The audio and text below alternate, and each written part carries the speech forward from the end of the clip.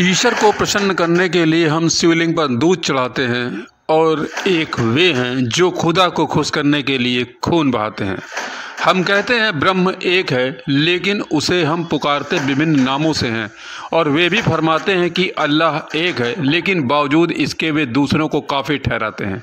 खोजने पर हमें तो अल्लाह के कम से कम 99 नामों की सूची मिल जाती है, लेकिन लगता है कि वे अलग दुनिया बसाना चाहते हैं। वे कहते हैं हम पत्थर को पूजते हैं इसलिए हम काफिर हैं, लेकिन वे जब काबा जाते हैं तो वहाँ वे भी एक पत्थर को ही चूमते हैं। दोनों की तस्वीरों को देखा तो हमें लगा अरे यह तो एक से हैं, नाम भले जुदा हो लेकिन सूरत तो एक सी है। उर्दू में कहते हैं एक नुक्ते से खुदा जुदा हो जाता है, तो ये कहीं वही इत्तेफाक तो नहीं। सच यही है, सनातन में जहाँ कई तरह की पूजा पद्धतियाँ हैं, वहाँ अन्य मजहबों में एक दिशा में चलने वाले लोग हैं। कुछ जगहों पर उनमें मत भिन्नता भले हो, लेकिन उनके नियम कायदों का पालन ही उन्हें कट्टर बनाता है। शिवलिंग की तरह काबा का काला पत्थर भी दिखता है, लेकिन विरोध कायम है। दूसरी महत्वपूर्ण बात, खुद को धार्मिक रूप से श्रेष्ठ समझने की जिद ने सामाजिक ताने बाने को काफ़ी नुकसान पहुंचाया है। जैसे कई लोग कहते हैं अहम ब्रह्मास्मि, यानी मैं ब्रह्म स्वरूप हूँ। यह भी जान लें कि सनातन में शब्दों को ही ब्रह्म कहा गया है और ब्रह्म तो एक है और हमारे पास जीवन भी एक ही है, लेकिन हम एक की थ्योरी को समझना नहीं चाहते। सनातन धर्म में स्पष्ट कहा गया है कि एको ब्रह्म द्वितीयो नास्ति, और मुस्लिमों का भी मानना है कि इस्लाम के अनुसार अल्लाह एकमात्र ईश्वर है। इस प्रकार भाषा भले जुदा हो, लेकिन अर्थ एक ही निकलता है।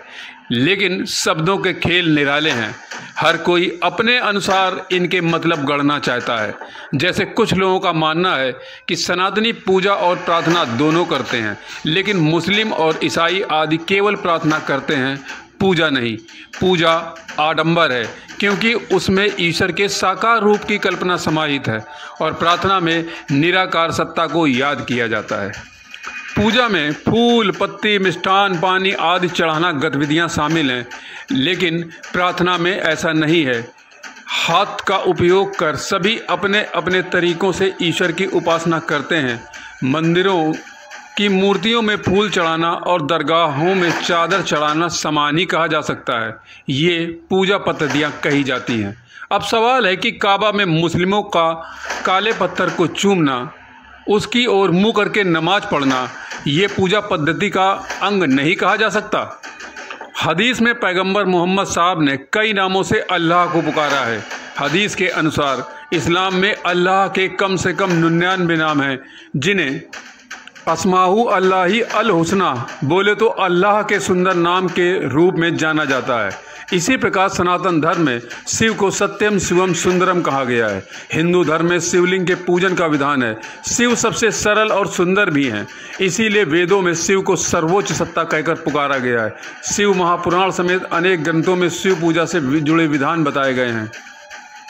इनमें विभिन्न प्रकार के शिवलिंगों को पूजने के अलग अलग महत्व कहे गए हैं। इनमें जो सबसे प्रभावी बताया गया है वह काले पत्थर का शिवलिंग है।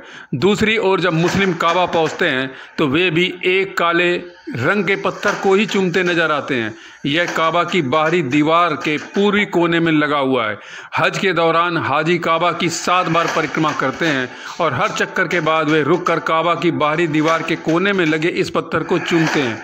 चारों ओर चांदी के फ्रेम में जड़ा हुआ यह काला पत्थर, जिसे अरबी में अल हजरू अल अस्वद कहते हैं, इतिहासकारों और अन्य धर्मों के लोगों के लिए हमेशा से कौतूहल का विषय रहा है। बताया जाता है कि यह पत्थर मूलतः सफ़ेद रंग का था, लेकिन इसे स्पर्श करने वाले लोगों के पापों का भार उठाने की वजह से इसका रंग काला हो गया।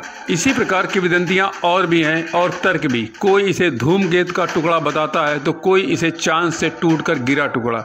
यह सब अनुमान सिर्फ इसलिए लगाए जाते हैं क्योंकि इसके बारे में सटीक जानकारी किसी को उपलब्ध नहीं है, लेकिन इसके बावजूद यह आज भी मुस्लिमों की निगाह में पूजनीय है।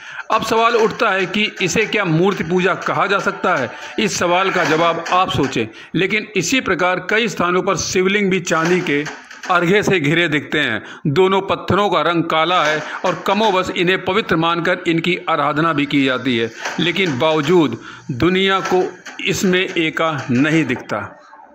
हमारे पास जीवन एक है और आंखें दो, लेकिन हमारा नज़रिया हमेशा एक ही रहता है। फिर गलत कौन है और कौन सही, यह सवाल उठना लाजमी है। दो आंखें एक नज़रिया की पहली कड़ी में आज इस विषय पर चर्चा। इस पर आपका क्या कहना है, हमें ज़रूर बताएं। भारत का सबसे बड़ा विचार एक से एक भारत और दुनिया का सबसे बड़ा विचार वसुधैव कुटुंबकम।